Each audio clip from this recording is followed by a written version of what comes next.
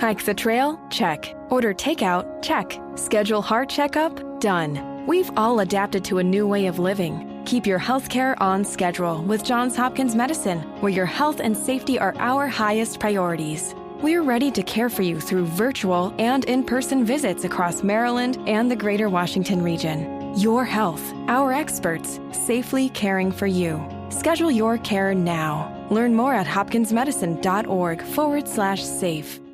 Hike the trail? Check. Order takeout? Check. Schedule heart checkup? Done. We've all adapted to a new way of living. Keep your healthcare on schedule with Johns Hopkins Medicine, where your health and safety are our highest priorities. We're ready to care for you through virtual and in-person visits across Maryland and the greater Washington region. Your health, our experts, safely caring for you. Schedule your care now. Learn more at hopkinsmedicine.org/safe.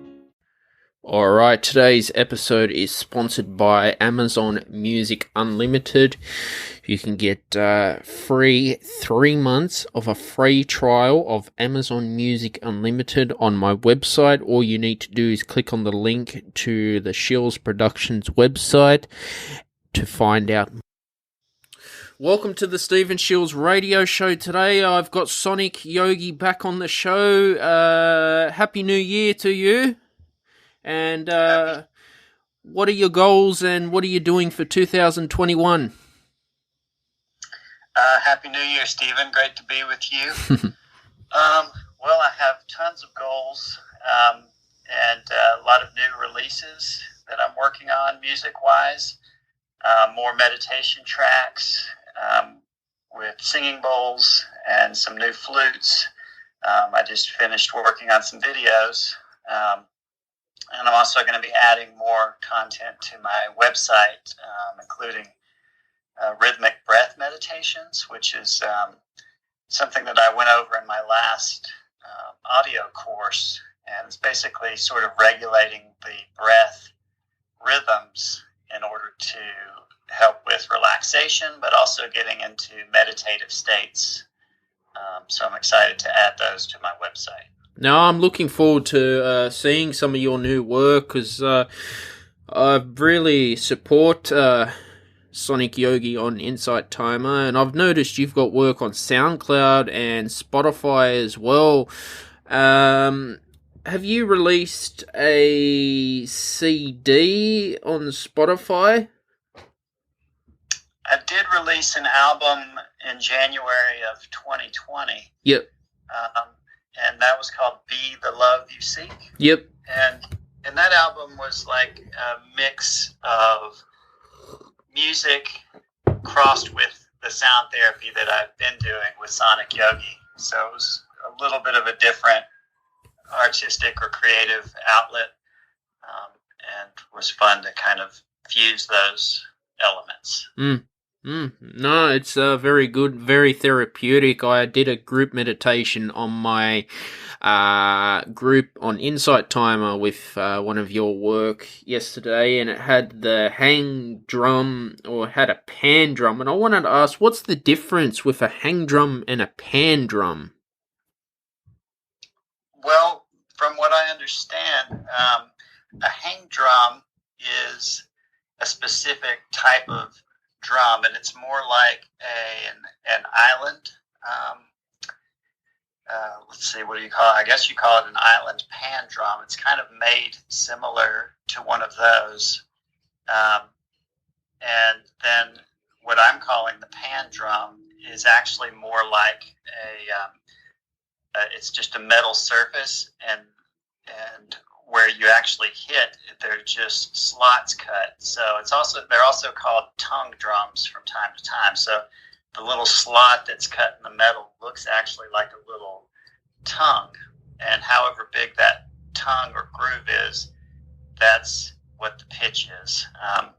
So they actually sound somewhat similar, but the way they produce sound is different. And I've noticed too on Insight Timer you've got some daily insights as well. Were they based around sound therapy? Yes, those daily insights are not occurring anymore. That was a series that they had on the app for a while. Yeah. So I was really grateful to contribute to that. And so those were sort of conceived as sort of a mini lesson and then a meditation. And of course I focused my work around the sound therapy and tried to talk a little bit around that subject. And you've done some meditations on the chakras as well with your Tibetan singing bowls, and you've got different pitches. I think you've got F sharp and you've got C sharp as well. Does different pitches have an effect on the human chakras? That's a good question. And I think that, there's many different ideas and systems of thought around that. There's no hard and fast rule, of course, and different people have different theories. The overriding idea is one that just goes along with the scale structure in music. So, for example, C, D, E, F, G, A, B, C would be a C major scale. And so that's 7 notes, and those 7 notes would go right along with the 7 chakras. And if you look at the way the chakras are represented, they're generally represented as colors, like within the light spectrum. And so the colors as they're represented are, red, orange, yellow, green, blue, and violet. And each of those colors, interestingly, is also an increase in frequency, just like a musical scale would be. And so each of those energy centers within the body is a more subtle or rapidly vibrating level. And so the musical representation of that is similar, using the musical scale to sort of represent that increase in vibration. So those are just some of the general thoughts around that, but there's no hard and fast rule, and every person's body is likely to be different. So when I began to sort of put my singing bowl set together, it was partially based on my own response to the sounds. I actually came to start practicing sound therapy from my own time of having really deep anxiety. And when I was coming out of that anxiety, I wasn't actually able to even listen to classical music, which you would assume would be relaxing, but in this case it was too much stimulation. And I found that just listening to specific tones was very helpful. And even more, I found that humming certain tones actually helped my body and my mind to begin to feel relaxed and sort of get into a place of peace. So eventually I became curious and started to use the tuner on my phone to figure out what are these tones that I'm humming.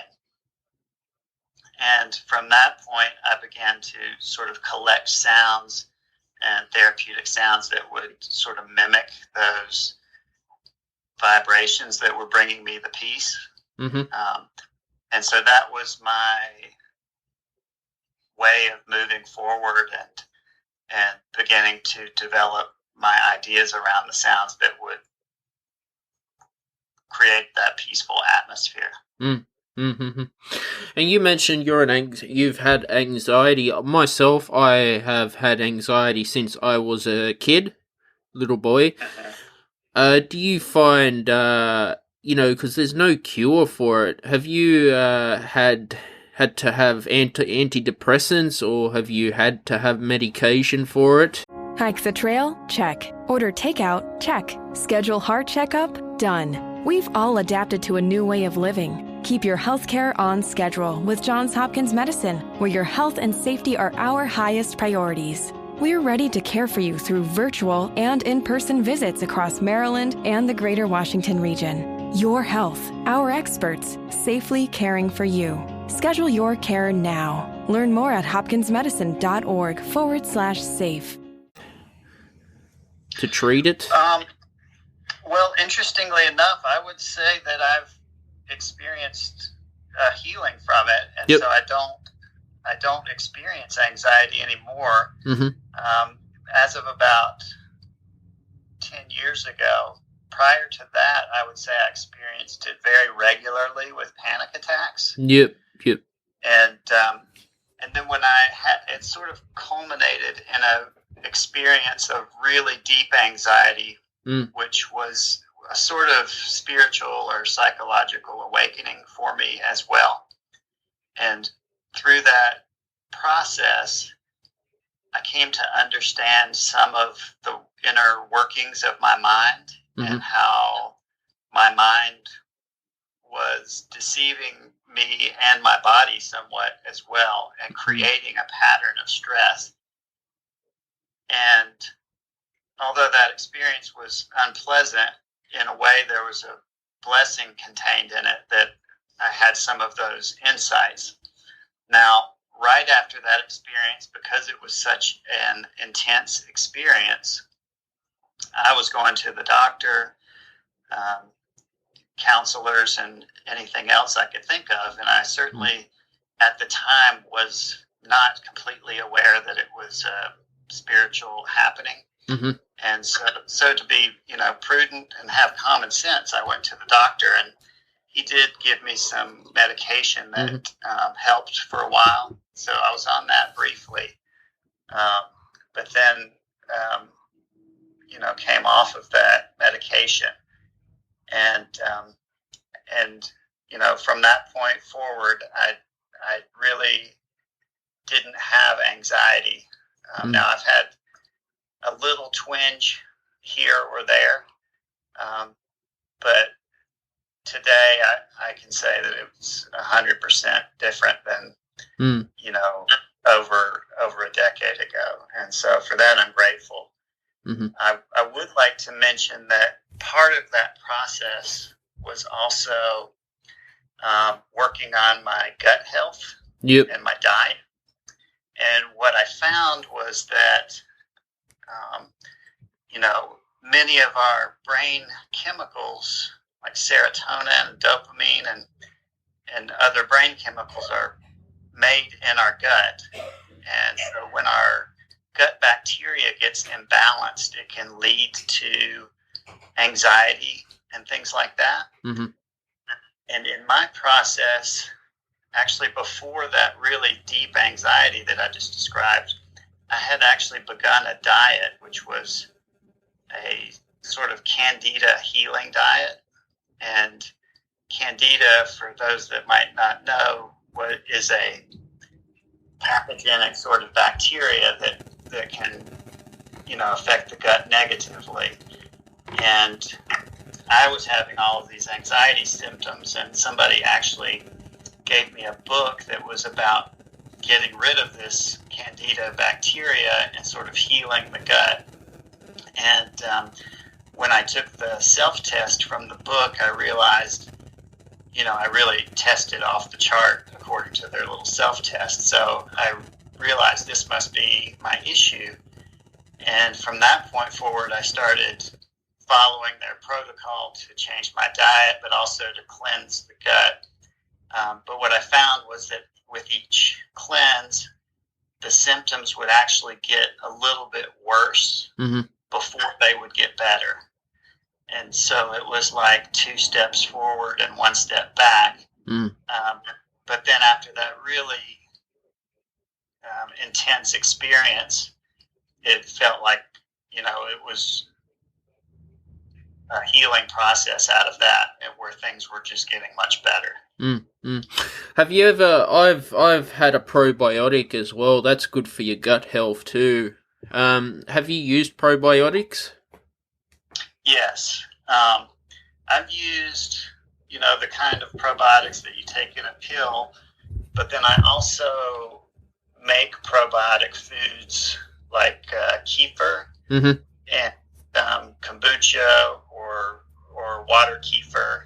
I prefer, as well as things like fermented vegetables. Mm-hmm. Mm-hmm. No, it's very interesting you say that, because I know in the United States, Xanax is very popular for anxiety. Mhm. Problem with Xanax is it can do problems with your mental health too, and there's some bad side effects. Have you known people who have taken Xanax for anxiety? Probably. Mm-hmm. I couldn't tell you, specifically having those conversations, but I actually, after I had this experience, I started talking about it a little bit more, and I noticed how common this issue is. And I definitely have friends and family that have, had this issue and take various things for it. Yeah, and the chakras too. You've got the third eye chakra. I think that's in the middle of your eyebrows. Mm-hmm. Is that very important to open that when you're meditating? I wouldn't say that it's necessarily an important goal to have. I think when a person is meditating, that the third eye will be activated, or the pineal gland will be activated. And for those that might not know, and I assume many do, but... Hike the trail? Check. Order takeout? Check. Schedule heart checkup? Done. We've all adapted to a new way of living. Keep your healthcare on schedule with Johns Hopkins Medicine, where your health and safety are our highest priorities. We're ready to care for you through virtual and in-person visits across Maryland and the greater Washington region. Your health, our experts, safely caring for you. Schedule your care now. Learn more at hopkinsmedicine.org/safe. I'll mention it anyway. The pineal gland is, a gland in our brain that regulates our circadian rhythm. So it senses light and helps us to know when to wake up and go to sleep. It also produces melatonin, which is the sleep hormone, and also some other chemicals, one which is called phenylene, which is like an antioxidant. And now scientists are finding that it also creates DMT, which is like a psychedelic chemical. And so it's, talked about quite a bit around meditation.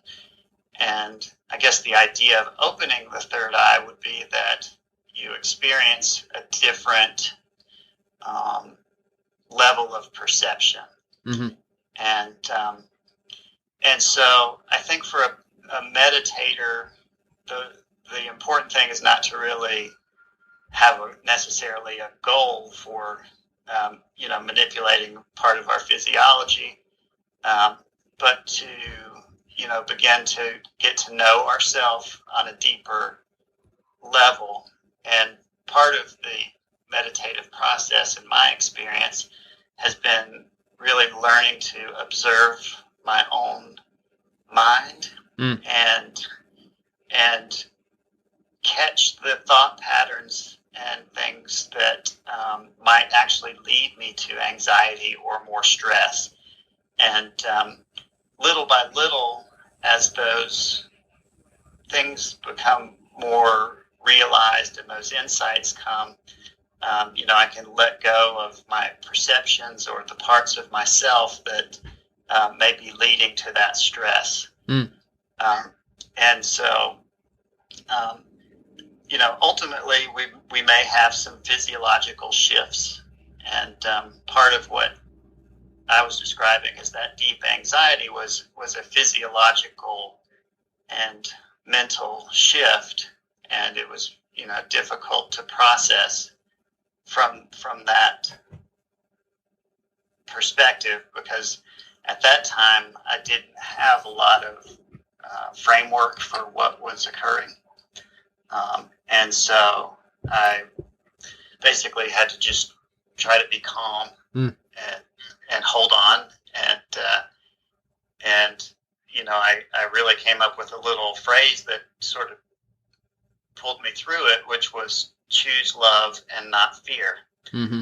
And I realized in that process that really the only moment that actually exists is right here and right now. Mm-hmm. And that all that anxiety was produced by thinking of the future and kind of wondering, what's my life going to be? Am I good enough to have the life I want? Am I going to accomplish these things or fulfill the identity that I need to fulfill? And then from the past, I might have had regrets or thoughts about, you know, the way I handled certain things. And so that was my view of myself in the past. But I realized neither of those two perspectives were really based in the present moment. And the overarching lesson I learned was to just allow my mind to be present in the here and now. And that in that here and now was like an umbrella of peace. Mm-hmm. And I basically learned to focus my mind into that place by really experiencing suffering. As soon as my mind would get out of the present moment, I would experience that suffering in a very visceral and real way.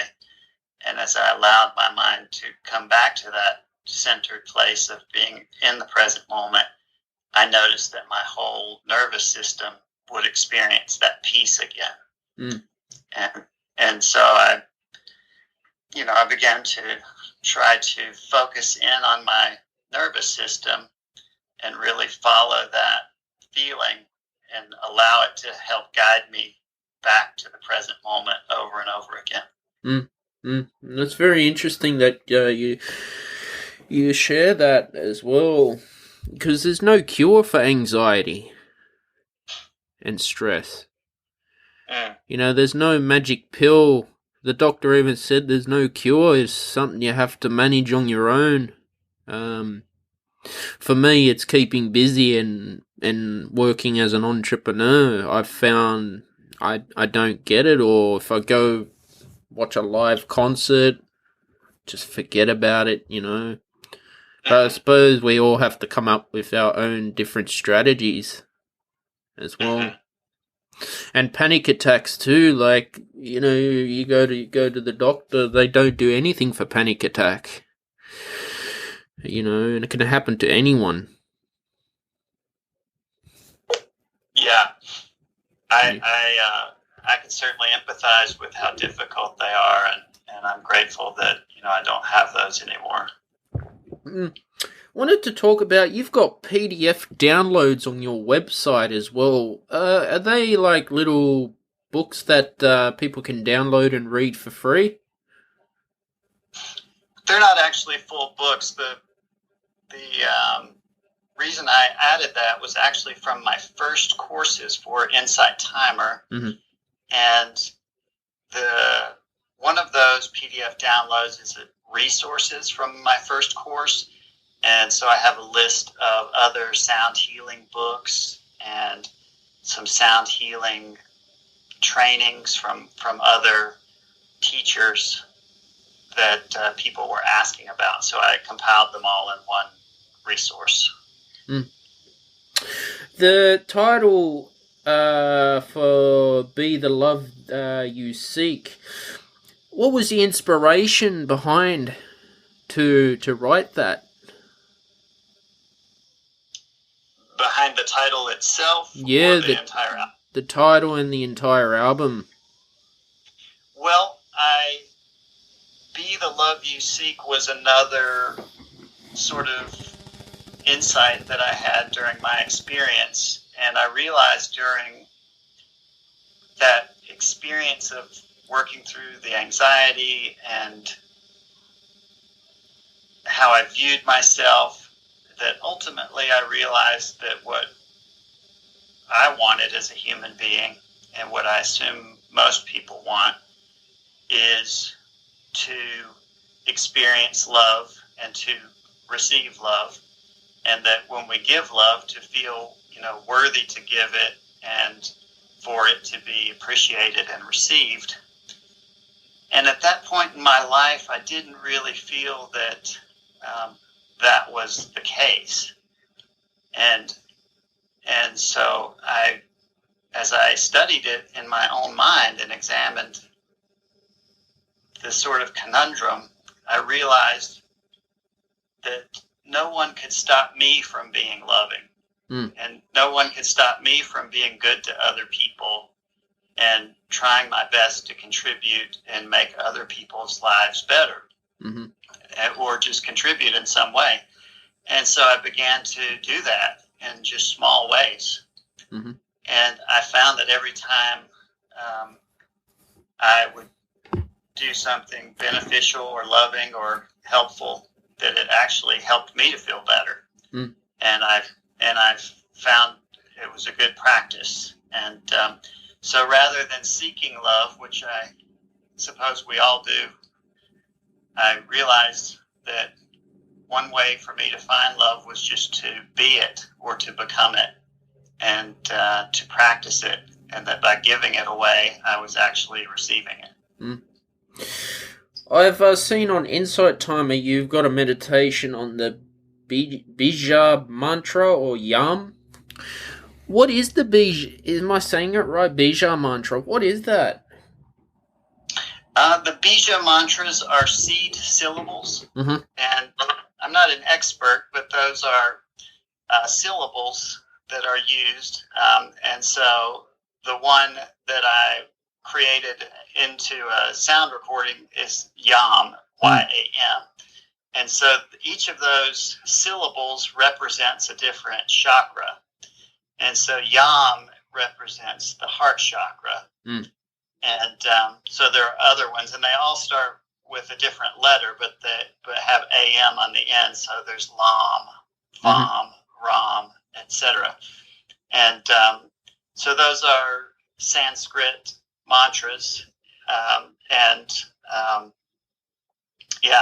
And so they're just chanted over and over, and they sort of invoke that energy. I've noticed too that you've experimented with like 5 hertz isochronic tones as well. Isochronic tones, do they change like your brain waves in the brain and have an effect on the mind? Yeah, that's the idea. An isochronic tone is very similar to a binaural beat or a monaural beat, which all of those things are forms of audio brainwave entrainment. And as we listen to sounds that are repetitive, which is what these particular tools are, as we listen to these repetitive sounds, it helps our brain waves to begin to relax and sort of get into these different brainwave states. The difference about an isochronic tone is that it's just a repeating rhythm. So whereas when you hear a binaural beat, it sounds somewhat smooth, like a wah, wah, wah, wah, wah sound. When you hear the isochronic tone, it's more of like a dot, dot, dot, dot, dot. So there's some separation in the sound. And isochronic tones, the good part about them is that you can use them without headphones. And so they can work, just over any device. Some people don't prefer them. Some people prefer the smooth sound of the binaural beats or monaural beats. Interesting. And Kundalini energy, what is that for the audience to find out? And have you had experience with Kundalini? Well, from my understanding, Kundalini, and there are different ways of using that term. There's, of course, Kundalini Yoga, and then there's Kundalini energy, which is commonly referred to as the energy of awakening. And so, as it's described, it's an energy at the base of your spine that rises up through the chakras. And as it rises through the chakras, it balances the body and mind energetically and ultimately reaches the crown chakra through the third eye. And the practitioner, experiences oneness or a sort of union. And in yoga, the word yoga actually means union. And so that union, as it was described in yoga by Patanjali, the father of yoga, was as a cessation of the fluctuations of the mind. Or in other words, for the mind to become very still and sort of unified awareness.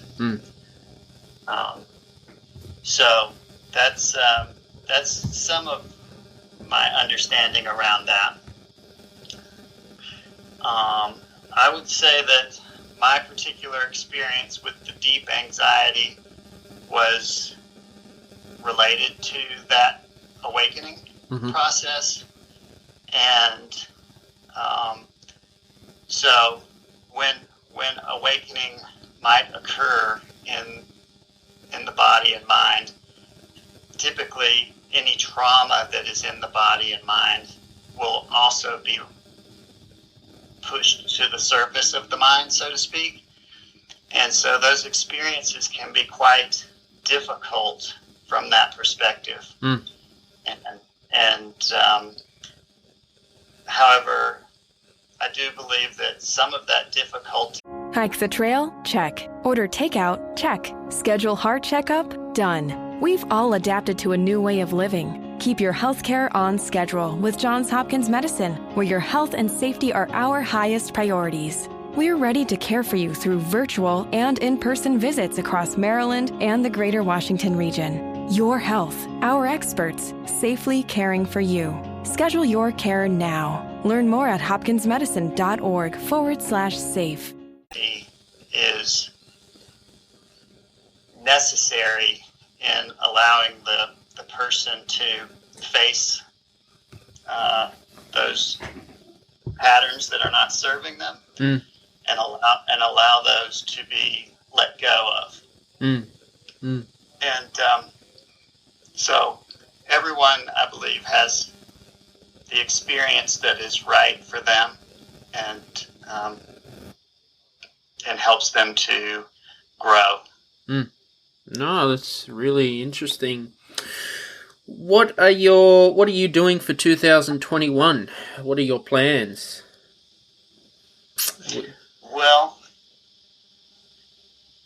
interesting that you ask. I've been thinking about that in the last few days, and planning on that. And so I'm planning some new releases around the website. I'm planning some new recording ideas. And I am hoping that there'll be a chance to get out and do some live events again in 2021. And so I'm working on, creating some meditations and sort of musical meditative journeys along those lines as well. No, I look forward to listening to it as well, and what work you're going to do, because I think it's amazing what you put out there. When we had the pandemic in 2020, what strategies did you have dealing with the lockdown and the isolation. How did you cope with it as a meditation teacher?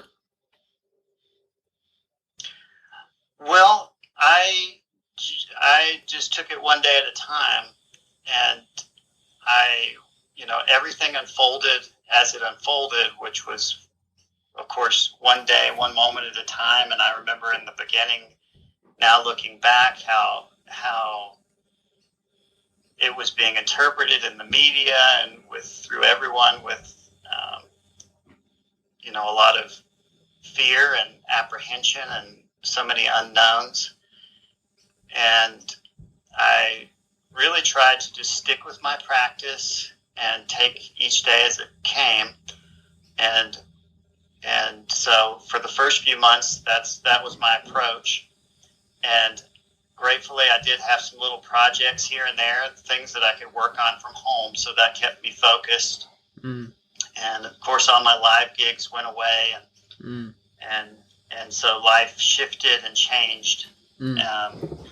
And so basically, I just endeavored to stay focused and take each day and each moment as it came, and which is honestly, that's exactly what I'm doing today. And so I just take it as it comes. You're in Atlanta, are you? Yes. Have you got restrictions at the moment, or are you in a lockdown? No, there's no lockdown here. We've had very little in the way of restrictions. In the beginning, there was restrictions for, I can't remember how many weeks, but it was pretty brief. And then, everybody sort of got back to somewhat of a normal routine. Of course, restaurants stayed closed, and some other businesses like that stayed closed. I also do live music, and so as a musician, all of those gigs didn't happen. And so, but everybody wears masks and things like that. So there's definitely a change, but not anywhere near as strict as what I've heard about in some other parts of the world. In New South Wales, I'm in Sydney, we have to wear a mask on public transport, in the shopping centre, going to the doctor, but outside and going to the gym, you don't need one as well, because it's a $200 fine. When Melbourne went into a second lockdown, it was mandatory everywhere. You had to wear a mask. You could only leave the house for 1 hour a day, and if you didn't, it was a $1,000 fine from the police as well. Wow. But see, other states like Western Australia, and I think the Northern Territory, they're very relaxed up there. Like, nightclubs are running normal, and here we are in Sydney, we've got restrictions. But I wanted to ask you about, you remember last year in 2020 when the Black Lives Matter protest was happening. Were you in Atlanta, were you near those protests, or did you hear a lot about it where you were? Yes, I was fairly close. At that time, I was living closer to downtown Atlanta. Yep.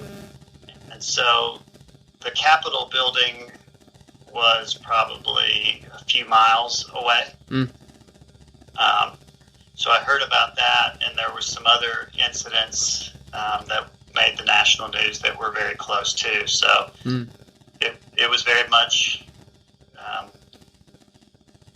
an issue that I was, following closely, and I think everybody in the United States was impacted, and just to really face some of those issues head on, I think is part of our collective healing. It's very because I was watching it on the news. I saw snippets of it in Australia, and I just thought it was just very weird for that to happen, to be honest with you. And Dr. Phil quoted that the police department that just mistreated George Floyd.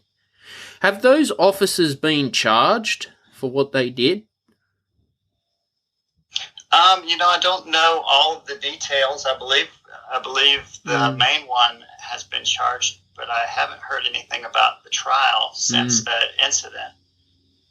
So I haven't. And in Atlanta, was there a lot of panic buying going on? At the beginning of the pandemic? Yeah. Yep. Probably so. There were several weeks where there was no toilet paper available. Same in Sydney. Yeah, so there was that. But as far as the grocery stores, they stayed well stocked in general. Sonic Yogi, it was a fantastic interview today with you. Where can people find you on social media and on your website? So on social media, I'm on Instagram as Sonic_Yogi. I'm on the Insight Timer meditation app. All right, thanks for listening to today's episode of the podcast. You can subscribe to my podcast on wherever you get your podcasts. Give my show a rating on Apple Podcasts. Also, too, if you'd like to send a donation to my GoFundMe, this will help in purchasing equipment for the show. I thank everyone for listening to my podcast today. Also, you can subscribe to my YouTube channel and turn on those notifications. Links in the description below.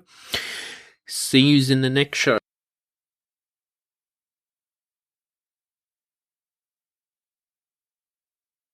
Introducing touch-free payments from PayPal, a safe way for your customers to pay. Simply download the PayPal app and display your own unique QR code for your customers to scan. Whether you're a market seller, I'll take 2 tomatoes and a cucumber, poodle pamperer, piano tuner, or plumber, signing up to accept touch-free payments for your business is easy. Touch-free QR code payments. Shop safe with PayPal. Me, but also you. The Pharaoh fast-forwards his favorite foreign film, Powder Donut. Okay, what's my line? The only line I see here on the script is get options based on your budget with the Name Your Price tool from Progressive. Oh, man, that's a tongue twister, huh? I'm sorry, I'm gonna need a few more minutes. Bulbous Walrus, the Bulbous Walrus. The Name Your Price tool, only from Progressive. The owl ran afoul of the comatose coxswain. Progressive Casualty Insurance Company and affiliates. Price and coverage match limited by state law.